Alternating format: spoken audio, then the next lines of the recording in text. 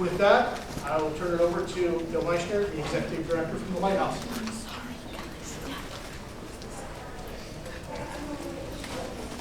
Good afternoon, everybody. Can you hear me? I better get that out of the way. I am so excited because when I came in here, you guys were loud. You had energy. I mean, you want to come to a conference, you want people to be there and be a part of it. I hate going to conferences and people are just sitting there quiet. I'm like, oh boy, this is going to be a tough crowd. I'm not going to speak a lot today because I'm not the shining star. It's my young people that are. So we're going to start off by having them introduce themselves. And they already know what to say, so I want them to go ahead and start right here.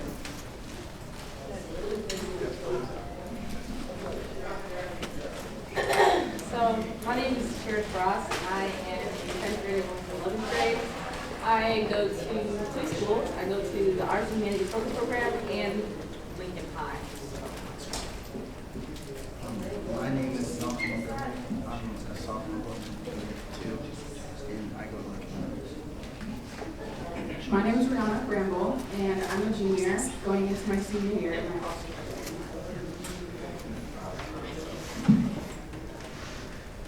My name is David. I'm a junior. I'm a senior. I'm Marley Westhead. I am a senior at Lincoln High. So, because you missed one thing, I need to know that dream. I need to know one dream you have. So, bring it all back with a dream. So, go ahead and start it off. My dream is to help people the way that they have been. My dream is to play football in the NFL. One of my dreams, I have a lot, is to help children in the future in struggling homes. One of my dreams is to recruit for colleges. My dream is to speak to people with my heart. Let's go. Welcome, because that's what you're here for. And I think we have some future Lighthouse staff, because I heard helping young people and stuff, so you got to come back when you're done. Okay, so generally speaking, here in our community, how do you think adults treat you all?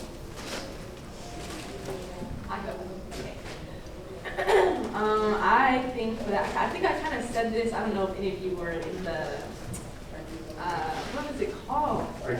Yeah, the Bridging the Gap. You heard me speaking that, and I kind of said this. I think that the community, when it comes to adults in Lincoln specifically, is really good at like setting aside their like authority and getting to know youth on a personal level. So it could be, I say teachers are actually really good at this now. I think that a lot of teachers are good at connecting with students on a personal level, and I think that it like provides them a more like it provides you a scope to like look at them more humanly. Like instead of like looking at them and like, oh, they're a teacher, I look at them as, oh, they're this person that's actually helping me and helping me like guide me through my mistakes and things like that. So I just think that they separate their title from their job. I mean, they separate their title from who they are, and I think that they connect with youth on that level. So. I think that as well. And I've had a lot of coaches, and like I've had a lot of coaches almost through my entire life, and I've never had a bad coach or a bad teacher. Like every coach, every teacher and coach I've had, they've always wanted to like get to know me and like always ask if I was okay or if I need anything. And like when I go into classes, sometimes they ask if I'm hungry or something. So For me, I guess it's always dependent on like a setting, I guess. Like going into a new school like Lincoln High. I felt more respect than I did like at Southwest and stuff. So with the adults there, I would say at Lincoln High I did feel more respected than I did at Southwest. And for me, it just depends on the situations. For me, really, it's basically Lisa. Because I never had a bad coach or a bad teacher. Every coach and teacher, like I said, just showed love for me. Just was For me, I think think that I'm pretty well respected. They want to hear from the youth perspective viewpoints because it helps them lead the way for our future. We're gonna do a little switch here, because Brianna, I want to come back to you. I want you to be real here today, because you said there was a difference, but you didn't say what that was. So I want you to be real here today. Okay, well, what I think the difference was definitely the diversity, because I always went to, like growing up, when I moved back to Nebraska, I always went to more privileged schools, I would say, like Scott Middle School and Southwest, so I was always like around the privileged stuff, and I wouldn't say I was always like as privileged as everyone else going to the schools. So I think that had a lot to do with like how I was treated, and, like my skin color and stuff. Yeah, so tell me how you were treated, because I don't know what that means. How were you So treated? like, I don't know, I guess. So in middle school, I would say, there was instances where like N-word was being used a lot in 8th grade, and I would take it to my teachers. But I was like the one being told like, well, they're telling me they're not saying this, so how do I know you're telling the truth? And stuff like that. I guess that more happened in middle school, not really high school. But I would say for that, yeah. What about your hair? Oh, and definitely for my hair. One time, I had very short hair in middle school, and one time I had come to school with a new hairdo, like braids, and this boy said, "Oh, you got horse in your hair," or something like that. And then the whole time I didn't wear braids back to that middle school because I felt very insecure in it. And then when I did end up taking the braids out, they were all like, "Oh, now you're bald. Now you're back bald. How did your hair grow that fast?" and things like that. So I would say definitely going to school with more of a white dominant, race wasn't as comfortable as going to school in a more diverse situation, more diverse place. So as we move forward, that's how raw I want you to be. All these people came here to hear you all. They didn't come here to hear me. Tomorrow when I'm doing my stand, I won't have this many people here because they know that you all have something real to say. So that's where I want you to keep it, just as real, okay? So who are your allies? Who are people you know you can count on? Adults. I want adults when we're talking about this, okay? So name some of your allies. I say a lot of the White House staff have been my allies. I feel like I can go to them for most of my problems and anything that I need.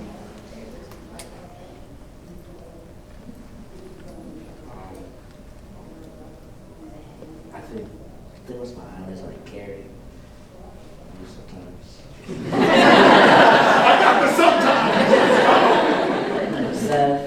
Seth, Jeremy, Carmen, Cindy, and all of them. All of them just help me out a lot. And Isaac. I would definitely say the whole entire White House has made me feel supported, even though I just joined this year. Made me feel very supported. My mom, of course, my aunt over there, and just my family in general is very good at being very supportive. So I'm very grateful for that. I would also say Lighthouse because I don't like it's probably the closest relationships I have to adults outside my family, and they've just always been there for me. If I need something or need to talk to them, they're just always there. I definitely would say my mom. She was like number one. Like I like to write out my thoughts and like bullet points, and so when this question came up, she was literally the first person I wrote. So my mom, my therapist also, the Lighthouse staff, of course. Like I have to call you guys out, and then my arts and humanities community also is really good at helping me. So. You know I paid them to say that, right? Got you afterwards. Don't even lie sometimes. Oh man, that cost me a lot. Even to get in there. So let's flip it then. So who don't you feel supported by? Honestly, gonna be blunt because I am anyways. I get told this a lot. That's Actually. what we need. This is a shame, and I think it's not gonna come as a surprise. But my dad is the person who does not support me a lot. So, and his whole side of the family, if we're gonna be real. So. That's all I want you to be. I don't know. I'm trying to think. I have a pretty loving and supportive. I'm thankful to have a loving and supportive people around me, and I've never really felt like I'm not supported.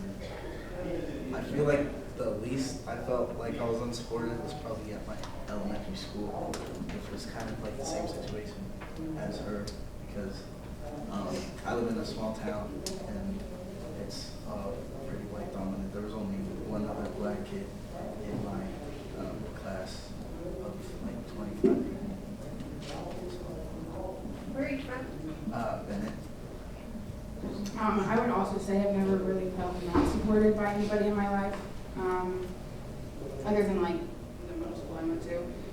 But even the counselor there, she was always like, you know, supportive when I did go to her. But other than that, I've always felt pretty supported with everything and everyone. The only person who probably hasn't made me happy out there is not just my dad. I got this side of the family.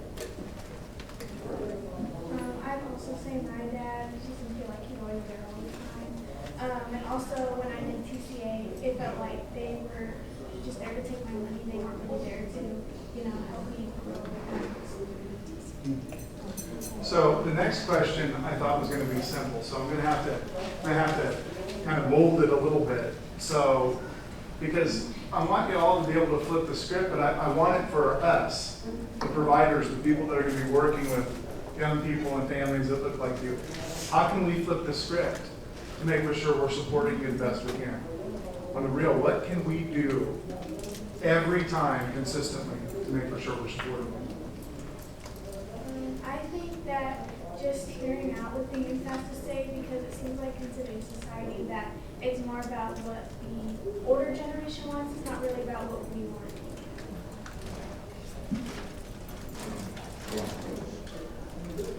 Basically what she said, because they just listen to us or stuff just give us like our thought in your mind. I would say more one-on-one connecting and trying to get to know the youth in question and see where they come from, see their background and things like that. Yeah, to try to get closer to them. Yeah, I definitely feel like the number one thing you can do to support someone is to definitely connect with them and like hear them out and just know what they're going through. Try to help them as best as you can. Providing a space where you can like openly talk about the problems they're having and not have it reflect on your problems growing up. So this is one thing that is my biggest pet peeve when I'm talking to, especially my dad, and this is the most, is if I'm talking to him and I'm like, oh, it's just so annoying that, I don't know, I was on my phone and I was playing this game and this guy cussed me out. He'd be like, well, when I was young, we were outside playing. That's like, oh my God, you should be on my side. You should be defending me for what I just said to you. That's a dumb example, but it's like what I'm trying to say. Like, you can go into deeper topics if you want. But I'm saying, like, providing a space where, like, instead of being, like, relating it to how you grew up and you being outside and me being on my phone, you could be like, well, cuss him out. What do you mean? You know, stuff like that. So, yeah. So I'm going to sum up, see how I do, okay? You all want a place of non-judgment where you truly have a voice in everything. So let's say we're going to do a program. We're getting some advice from you how to run that program. Or if we start a program, we're getting advice how to do it better, how to serve you better. As an agency, I have to think of it in those terms to make sure that I'm providing what I can. Is that safe to say that's about what you're trying to sum up with that? Because I want to put it in those terms because, again, it's important for you all to be here for us. Because we need to listen, like y'all said, but we need to do something about it. Because it's different than just bringing you here, listening to you, and then walking away going, that was great, but not doing anything about it. So my action plan is to always try to put something in so we're evaluating and listening to you guys, how can we do this better? Is that a good sum up? Now I need to know what your fears are. I have. Oh, wait. I was ready Is it for this. listed 1 to, like the highest to down? Bro, we just won't talk about it. So, my first one, this is a list of like fears and challenges, so my first fear is being unable to get a hold of what I'm doing. So this is something that I really realized this year specifically because my 10th grade year, Lighthouse staff know was my roughest year ever. Like, I'm a student that, like, I can normally take what's happening outside of school and completely, like, get into school and get A's and B's and keep myself upright. But this year, oh my gosh, it was so tragic. And so my biology grade is, I literally ended the year with an F in biology. And that to me is like so, I just can't. So like, as an example, I'm gonna use my biology grade as an example because I started off failing and then I couldn't get myself back up. So that I can't stand when I can't get a hold on something, even after like facing my challenges and stuff like that. So my second one is a fear of the future, fear of the unknown. So like if I accomplish something and I feel like I'm satisfied with it, where do I go from there? I don't like that fear. I don't like the unknown. And then some of my challenges. I put, one of the challenges is when I make a mistake and I'm told that mistakes are wrong and that I shouldn't do it and that I can't recover from that. Instead of being like, oh, well, it's a mistake, you can just try again and, you know, if you fall, then get back up, that type of thing. And then my last challenge is when I said when the process stops, and I'm using math as an example because it's the best one I have. But as an example, like I can do math. Like my math teacher would be like, "Oh, you're really good at math. Like if you answer questions, you normally can pick up what you learn quickly and this and the other." But the moment I get into like geometry per se, and I don't know what I'm doing. Like I'm good at learning, and then I get to geometry, and then I'm like, then I get mad, and then I'd be like, oh, like what is happening? And I hate that too when like when I'm consistently doing something and then I stop doing it. I don't like that either. So.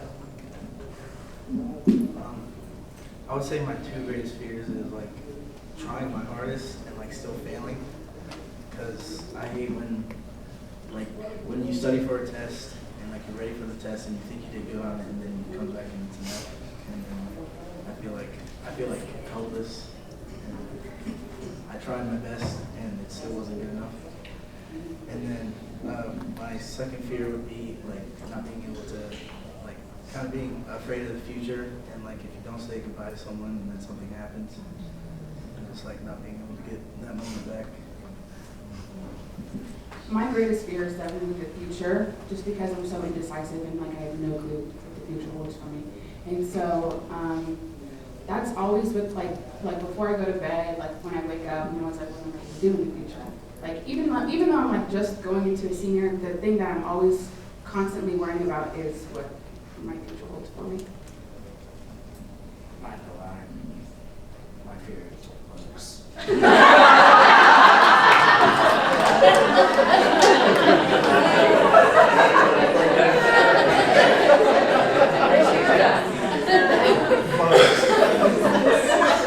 Actually though, my fear for real is just like not making my mom proud and stuff like that. I just want to make sure that she's happy and I can laugh. Your mom will always be proud of you, because she should be.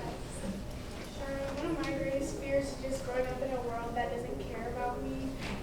Just because being a woman and in today's society, we're getting all of our rights taken away as is, and then it doesn't seem like they listen to women as much as they listen to an older man. And it just feels like, you don't have a voice anymore. And I'd also say I'm afraid of the future. It's just kind of scary walking into the unknown, and you don't know if you're going to make it through to the next day, or if you're going to have the same things that you had yesterday, and it just kind of starts balance. So you talked about fears, and I do want you to get more into the challenges of it. What I mean by that are, what are your stumbling blocks? What are the things that are getting in your way that are making you stumble? So those are the challenges. The challenge for me is being a woman in today's society, I'd say, because we are, in Nebraska, a lot of our upper people are all men. They want what's best for them. They don't really want what's best for everybody as a whole. So again, it does feel like I don't have a voice. I'd also say just being a teenager, because a lot of the times we have that stereotype that we don't know anything, we're not old enough to make those decisions. But I do think that we are old enough to make decisions that they need to make. Some of my challenges are just school credit, because I'm not that good school sometimes. My grades like go up and down. Sometimes I just want to get like better at school and just focus on the academic side of school. Going back to the fear and whatever's stopping me from like my future, I guess. I would say my indecisiveness and like just a thought of like, do I really want to do that, or do I want to do this, or like, do I want to make a difference, or do I just want to work in my hometown making a difference, or a worldwide difference? Like, I'm just stuck on the indecisive part of what do I really want to do, like how much of a change I really want to make. I would say my challenge is that like I want to know like if this is what I'm supposed to be doing, or like if this is my full potential, or could I do better? And also like being a teenager and like people thinking we don't know what we're doing. You know, we do everything, and like, we do think through stuff, and My biggest challenge is like one of my bad habits, and I think a lot of people my age can relate to this, is that I struggle asking for help. So, and it's like, it's a really bad habit, because I will let myself fail until I'm at the point where I have to ask for help. And that's obviously then I'm uncomfortable. So I think that's my biggest challenge, is that I struggle asking for help. Yeah, you know, that's a human trait. I know. It is, and I think it makes it more challenging because you all do lack power. And without that power, it's hard then to ask, because then you think you're inconveniencing or it's not right, whatever it might be. So I was going to ask you about dreams, but you already shared one dream with me. So I'm going to take a different approach on this. I want to say one thing first, though.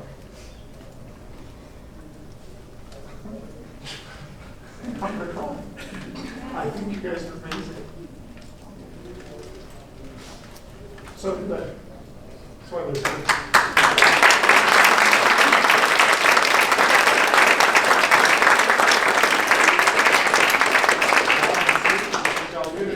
When I go out to speak, I do this because of you all. No. It's a reflection of how What's your passionate you all are. question?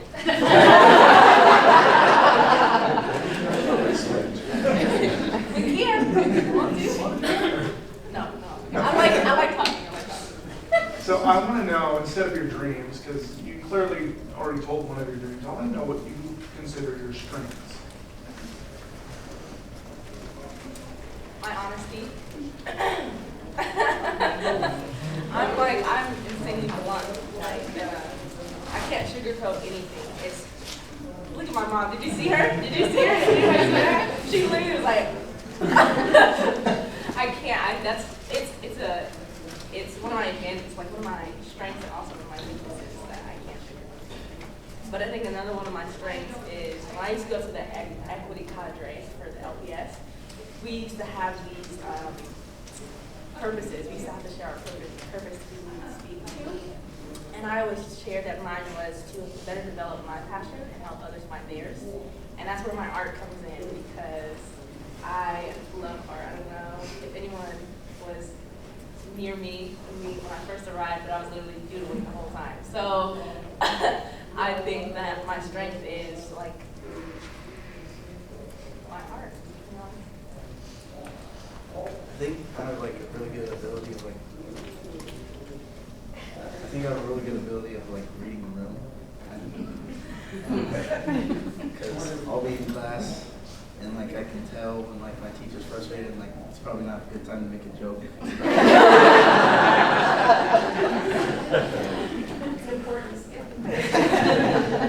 I would say my greatest skill is communicating with like, or like anything, like arguments. I always know how to communicate how I feel with like, and like at school, if I have a problem, I always can communicate what that problem is, rather than being like, I don't know, stuck on that problem, I guess. I don't know, I feel like my greatest strength is always communicating how I feel and things like that.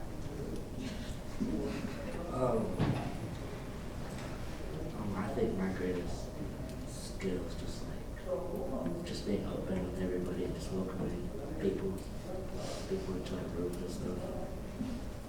I definitely say one of my biggest strengths is being a relationship builder. to get to know the people around me, and I do look for those connections.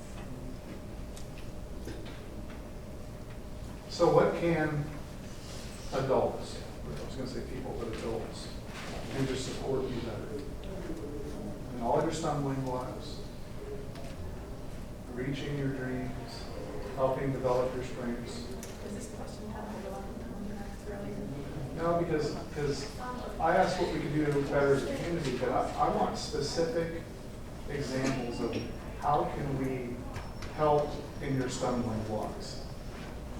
Truly help, because for us to change policies, change the way we do things on a daily basis, change the way we have our own prejudice walking into a situation. We need to know, how can we do it better? I think having an advocate for youth, because it does seem like, again, in politics, it's mostly about them, the politician himself. It's not really about the whole community as a whole. I think that we need to have advocates for us because as teenagers, we don't really get that voice to wait.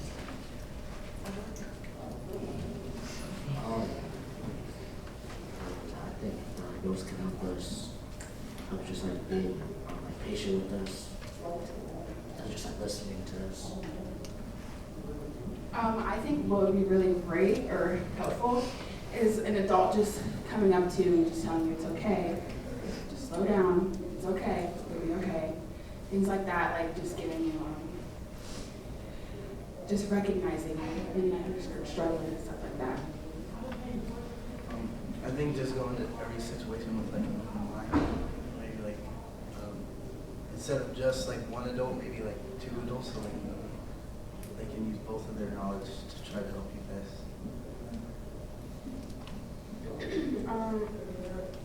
Why are you laughing at me? No, because you're ready to go. I'm always ready. Let's Okay.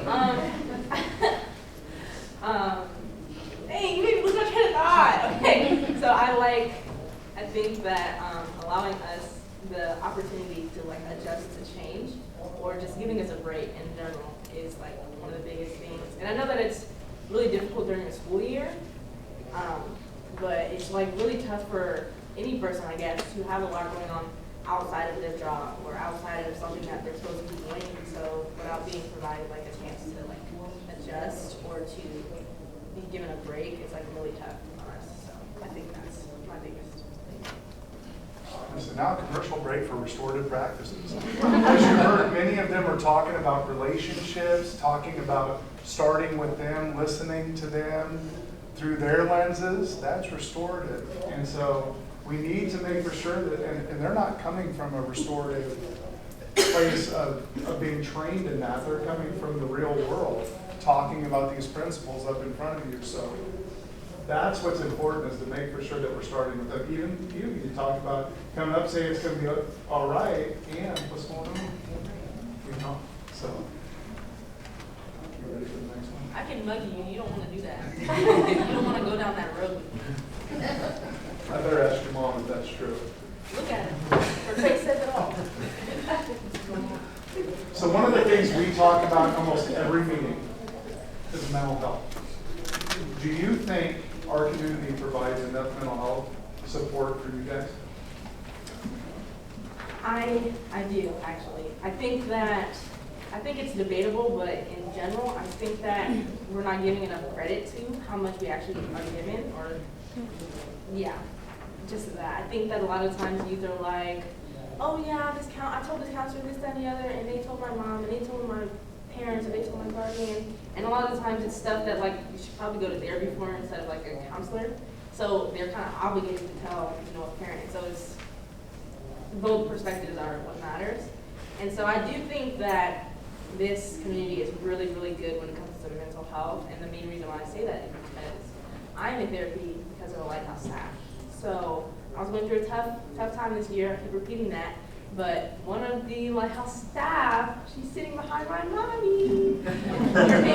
Her name is Sydney. I come to her with like all my problems all the time. She listens. She listens to everything I say, and it's really good. I love that she works with kids.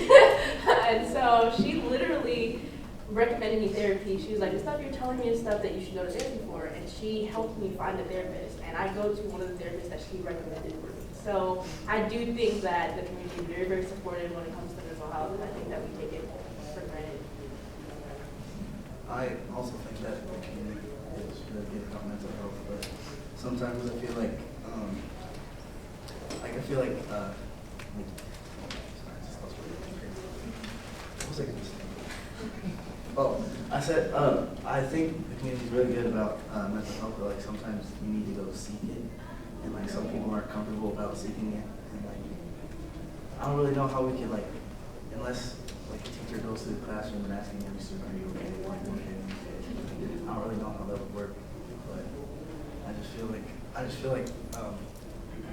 there should be like some way that a counselor should just like seek you, or like if they like notice like a drop in your grades or something, they could like, go find that student, ask them about their grades. I also agree with what he said. I think that the community does a very, very, very good job of helping students when students go and reach for that help, but not necessarily. There will be students who are scared, I guess, to reach for that help, especially with different communities that people grow up in. People don't, like, they genuinely don't want help for their mental health because that's just how they were taught and how they were raised. Like, I would say definitely for men, it is very hard for men to just go and seek help because they're always raised that emotions are girly or something like that, or emotions aren't manly. And so a lot of men will be toxic in their own masculinity and not go seek for that help that they need because of that. Yeah. I think my childhood is not this good place, like in our community. Because I remember I was like in this bad place one time. After that, like, every time I came to like utility defense program, my house would carry carpets and always be like, David, cheer up, are you okay? And it always just like have my back, just keep cheering up over me. For me, I think that it's up and coming, but for my particular situation, it's not really accessible because I am in a middle class family and we're said to make enough money, but we can't afford therapy for me or any type of additional services that I might need for my mental health. So it does feel like it's a block in the road for me. I just don't feel like it's very accessible. I have a question for you. Actually, I work Center Point Crisis on Youth and Family. How can we reach out to you before it gets out? Oh, no, I don't want that. No. How can we reach out to the schools so that you have what you need, that you can call us? I have tons of resources, but it's making that connection to have you guys get peer counselors. Do refer to Center Point, but I mean, anyone? This is my. She wanted to get Oh, it okay, approved, so. yeah. Well, were we supposed to go back down That's the okay, line? you can go ahead. I don't want to mess up the, okay. I do think that, it depends on the school, but I do think that like most of the time the counselor or like a specific administrator is the best to go to for that. Honestly, at Lincoln High, I do think you could just go to the principal. The principal is so chill at Lincoln High. I'm not even there all day, and I love him. Okay, so I guess it depends, but I do think one of the administrators is best for that to connect. So they are getting better about that. Have a response. Like little, I mean, if you have like little cards to We like have just all drop sorts of off, stuff. right? Just drop off in the thing or like put them in, in the library or something when someone's like checking out the book, you know, something like that.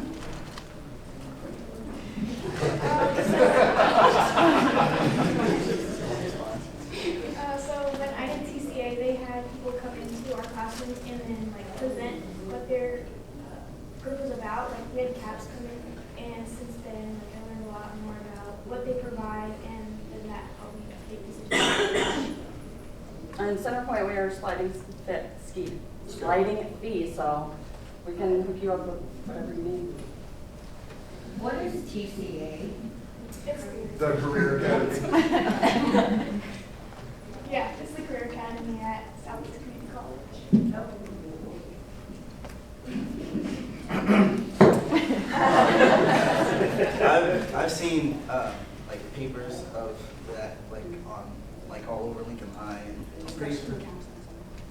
pretty sure it's on Student View too. Or like, Oh, yeah, I know. So I have one more question I'm going to ask him, and then we're going to do some little popcorn, because I want to get to some of your questions so we can make sure those get covered. So the last question, I'm going to combine, because I have two of them, and I'm just going to do it this way. What are our gaps in providing you more options that are inclusive and safe for you to be a part of? What are our gaps? What are we missing here? Again, I think just the youth perspective, I think it's a lot about what's going to be easiest for the adults to do to connect with the kids. It's not really, about what's going to be best for us to connect with each other.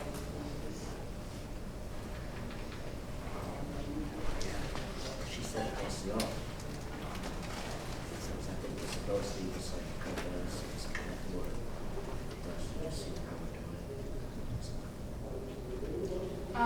I'll say, like, at Lighthouse, how Lighthouse could fill the gaps and stuff is, there's been, in our Collective Voices group, there's been like a lot of conversation about like volunteers, not necessarily being comfortable and stuff like that, and like coming from like a college into a whole bunch of places, a whole bunch of little kids, like, yeah, it's gonna be a little intimidating. And like, especially high schoolers and stuff, like, yeah, I'm not gonna wanna go out and make that initiative, go talk to some kids, especially if I think they're like bad or something.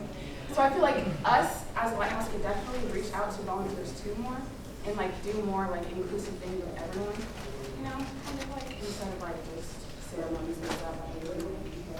Like just being together as a Lighthouse, doing an activity together or something like that. I would go back to what Mark said about like connecting with the student or the person, because I've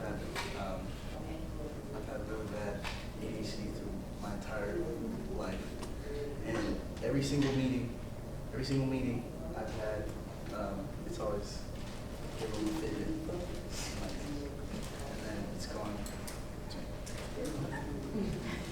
You were fidgeting. I broke it. I have a squishy. You want a squishy? Yeah, you should probably. What would you do? I don't know. Just talk about Yeah. I got you. Okay. Okay. I know you Nah, did dude, some it's dead. Oh my God, you did first the whole time, was it? Okay, so I think that one of the things that we could do better also in the community is accessibility. I think that Marley, I hope you don't mind if I use your situation as an example, but how she said that she struggles to like find something that she can afford, that she can that can like help her and her family. I think that that's something that we should all work on, like being able to find resources to better help people who aren't able to afford it or they can't reach out. Yeah, so if there's a sliding fee scale or whatever it might be. Okay, so this is your chance to shine. And if you're going to ask a question, one, I would like you to introduce yourself to the panel, and then where you're from, and then please address with your question. So, what's the question? Right here, right up front first. I have a two-part. I need your name, where you're from, please. I'm Shell. I am from Lincoln, and I also work at Centerpoint. I work in the youth and family portion of it, and we do have a really awesome therapist now, and she is great. We work with kids as little as 7 to 18, almost 19. But my question is, how has the Lighthouse helped you grow into the person you are today? Do I start? Yep, We don't please. got the mic no more, so I'm like. You can pass it back and forth, and Okay, it's like a okay. talking Yeah, stick. okay. No. For me, the Lighthouse has not only helped me improve my mental health, but it also, It provides a better like academic space. So it's not just like an after-school program that you go to like have fun, like F Street Rec per se. They have like you literally can pick a mentor and they can help you and guide you in your grades and stuff like that. And they have a room called the homework room where you can literally just go and sit and do your homework. And they'll help you study if you need it. Like they're just better academically, and I think that that helps, especially when, especially as an after-school program. It's like very helpful for kids who maybe can't afford to pay somewhere to go to get help, and it's, instead of just having fun, you can work on your grades as well. So, and it's a really good community space. Like I said this as my speech when they were giving out awards. I said that I think that the kids can be so annoying, but I feel like they're like my second family. Like I treat them as siblings. Like that, they're that kind of annoying. So, Tell them what award you got. perseverance. That's what it was. And I didn't know what that meant till I got it. She basically said everything I was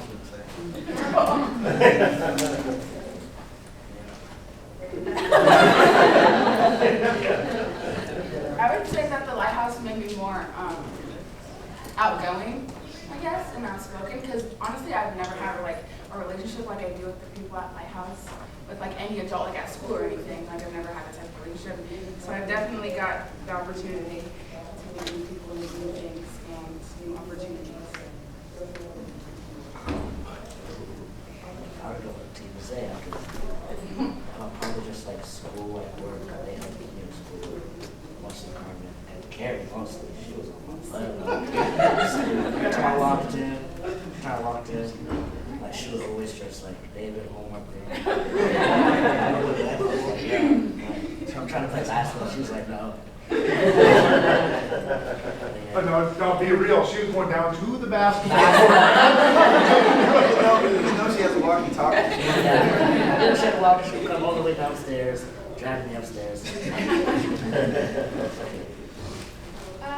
think I've definitely noticed a difference in my academics once I started going to the Lighthouse. All my homework was getting done and on time, and my grades were very good. I also think that I made a lot of good relationships with not only the kids there, but the staff as well. It's just very welcoming for me because new spaces are very scary for me, but I walk in there and I feel comfortable. Well, I have one in the back first. Oh. Do you still have one? Yeah, my name's June Martinez. I work at the Urban League Nebraska and from Omaha. So I just wanted to know, like with you amongst each other and your peers, like what do you guys struggle with the most? What if there's anything we can wave a magic wand, what do you need? Like what do you think that your peers and teenagers struggle with the most that you guys need help with? Marla, you gonna start this one?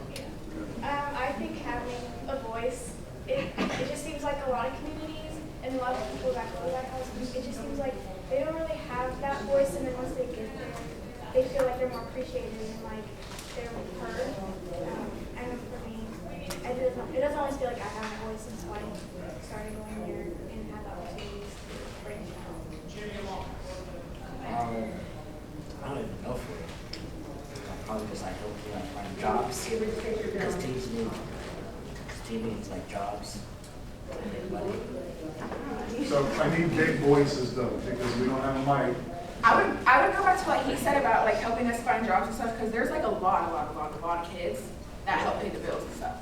And so I feel like it's hard for the kids to get jobs. It's hard for the adults to keep a house over everyone's head. So I feel like more support with jobs and stuff would definitely help a lot in high schools and stuff, and people who actually can work.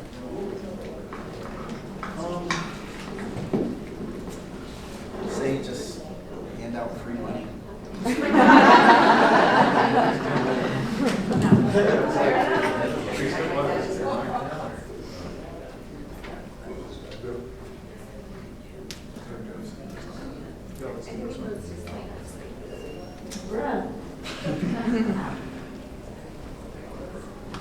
What's the mic?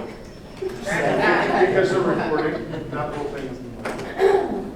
Okay, this works better than the one we had. I can hear myself talk. Okay. Dave, what's the question? How can we help? Is there Magic wand. Magic, okay, for me, y'all kind of said everything, to be honest. Getting a job and also being able to drive is a big one, because I don't want to walk, I don't want to be biking everywhere, I don't want to take a bus.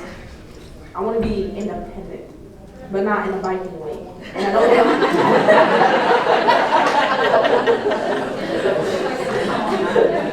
yeah, I need a car, be a bus. Yeah, I do want to say that you guys are amazing. There are opportunities for internships, so when you guys are looking for jobs, go to companies. Always go to somewhere that you have a dream of maybe working. There are a bunch of companies looking for bright kids like yourself to do internships, so, yeah. I am Amanda with the Hub Central Access Point for Young Adults. And I work specifically with youth that have system involvement, bridge to post-secondary education. And so my question is for Brianna, because you said that you are indecisive and you don't know what you want to do. Mm-hmm. So what is something that we as adults can help you do to decide that? What can we do to help you decide and make the leap and the decision of what it is you want to do after high school and with your life? I feel like placing, because I used to want to be an interior designer until I took the class, and I was like, no. And so, sorry. And then, thank you. Anyways, I feel like putting us in opportunities for like things that like we want to do, I guess, because I'm indecisive. I don't even know what I want to do. But I feel like if we could narrow it down and like try to like figure out what it is, like what field I would want to work in, and like do programs and volunteering in those fields and see how I like it and stuff like that. I feel like that'd be very beneficial for myself. And I know I can do that myself too. It's just having the guidance and push a little bit. That. I'm really proud of you. Thank you. I know that question was for Brianna, but I'm Everyone, gonna yeah. add to it is that what you said was literally perfect. I was so passionate about this when I was talking about it to someone, and I don't even remember who I was talking to about it, but I was saying that it really irks me so badly that when in school, I feel like I'm forced to do things that I don't want to do just because I have to get a grade for it. So math is my biggest, oh my gosh, I can't stand math. And that's one of my biggest things is because I'm sure everybody in math, and still to this day, is probably like, half the stuff you learn in math, you're not even going to use. So, I don't know. So that's my, like, it's so annoying because I can do, like, there's some stuff you will use, and that's fine, but I feel like I could be taking another art class that I'm passionate about instead of being in a math class that I am mad about and crying because I can't get past this one problem. So I think that providing us opportunities to like better ourselves and what we're passionate about, stuff that we like to do, will help us figure out where we want to go from there in the future. So. Is there anybody else that wants to answer that before I move on to the next question? Oh. My name is Ashley, and I also work at Centerpoint. I am the Youth Mental Health Diversion Coordinator, so I work alongside the diversion program as well. And I guess my question is, I work with youth and families for quite a while. Working alongside diversion is newer to me. And I've noticed this time around I'm having a little trouble making those connections, making the connections. So what are some ideas that you guys could give me to connect with people your age? Can I ask what you mean by this time around? Like, do you mean like summertime or like this job? Oh, okay. Yeah, because I was like, you probably outvoted. Don't laugh at me. Don't laugh at me. My brain was working, okay, and look. Okay. So your question is like how to better reach out, basically? Just to kind of get, how can I get my youth to buy in that I'm here to help, that I'm here to support? You go ahead. What's the age? 11 to 18. I would say like, maybe like the first time meeting them, you could like ask them what's their favorite thing to do, or like what's their favorite thing to eat, and then like next time they come visit, like you have that for them. Or Food really does it for me. It's my top one so far. I would say not be yourself, but like don't like scare them. Like, don't put up like a, oh, I'm an adult, like type front. Like, let them feel like comfortable, like you're on the same level. Like, let them get used to like you not being like, oh, okay, she's a cool adult. Like that. Like don't let them think that it's actually scary, that you're actually a scary adult. Like, let them know you're there to help them make it feel comfortable. Dang.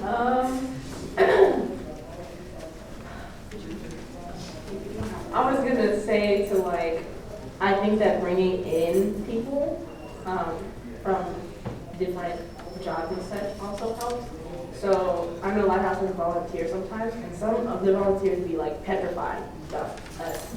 They think that we're like little gremlins walking around. So I've definitely seen a couple that, they'll give you the look, that look like, and it's okay, because I'll be scared sometimes too. But I think that because they're there, it like provides a different perspective as well, because you're not like a full-time staff there. And so like providing different people to speak to also does help us get to people better. So I don't know. How did my donut get down? Where'd the phone go? I know it's kind of corny, but icebreakers, I think that this helped out a lot. Like for me, I like to know the person I'm talking to, and if I can make those connections, then it becomes easier for me to talk to. And I'll add, just be real. You're there to do a job, but act like you're not doing a job. All right, my name is Seth Repke. I work for the Lighthouse. I do some programming. You shouldn't be allowed to ask questions. Why not? One word I heard you guys use a lot is opportunity. Like almost every answer, at least one of you used the word opportunity. I would love to hear from your perspective, and I'm sure the rest of us might like to hear the answer to this question. If you could create a program or a opportunity that would best serve you, what would you create? And maybe why would you create that too?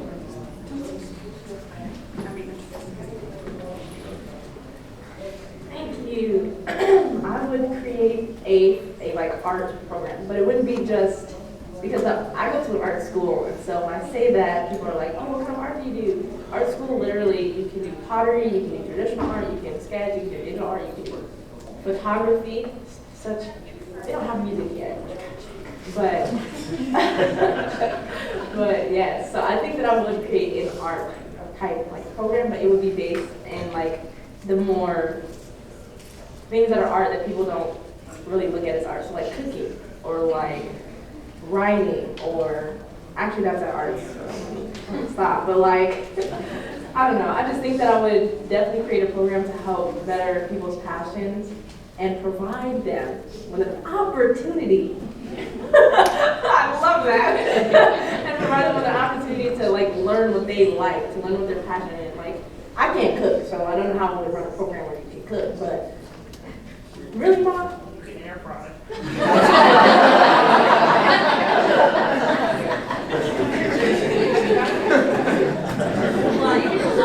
Dang! Okay, I shouldn't even said that to you. That's anyways, I can't cook, but I think that it would be cool if I were to like run a program and people actually were good at cooking and they showed me, they're like, oh yeah, I can cook this. And my favorite thing about like this as well is that it's different for people of different cultures. So like cooking, for sure, food of like, I love Mexican food. Oh, it's so good, it's so good. I love it so much. And so I think that like if I were to run a cook, let me stop.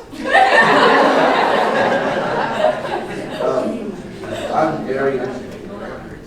very passionate about sports, and I've been since I can remember. Like, I feel like I've been passionate about sports since I was born.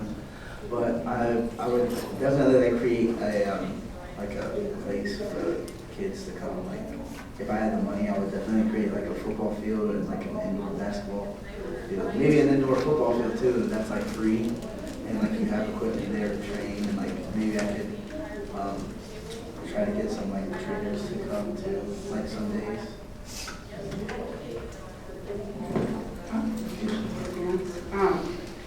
I again, I'm very indecisive, so I don't really know what I would like focus my like program on, like if I had a program, a focus program or whatever. But I think if I did, it'd be like back to like helping kids and stuff. It'd be to like draw kids who need help from their families and stuff, like to a place, I guess. I don't really know besides that, or like helping people figure out what they want to do in their life and stuff like that. But besides that, I don't know what else I would do. With me, we probably do sports too. Just like running programs like basketball, football stuff. Me right now, I'm coaching Chris A team called, everybody knows the name, SBE. I'm not sure the name. Yeah. Thank you. But yeah, I just do sports and help them out.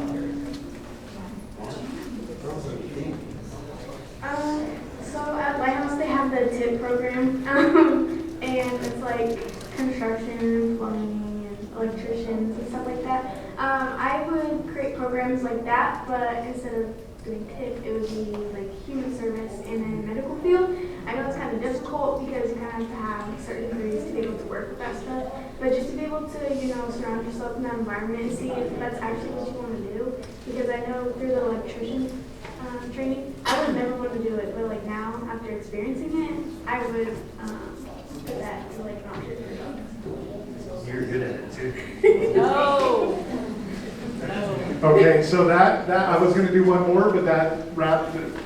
It kind of goes to what they're saying. Okay. Do you guys know about Project Everlast at the Hub? Project Everlast is a group of young adults that provide advocacy and help support change in systems moving forward for young adults ages 16 to 24. They meet every Tuesday at the Hub at 5, and they're doing a cooking class on the 20th. Cherish is signing up. So I do want to take the opportunity, and I want to be deaf after this one, but we need to give these incredible young people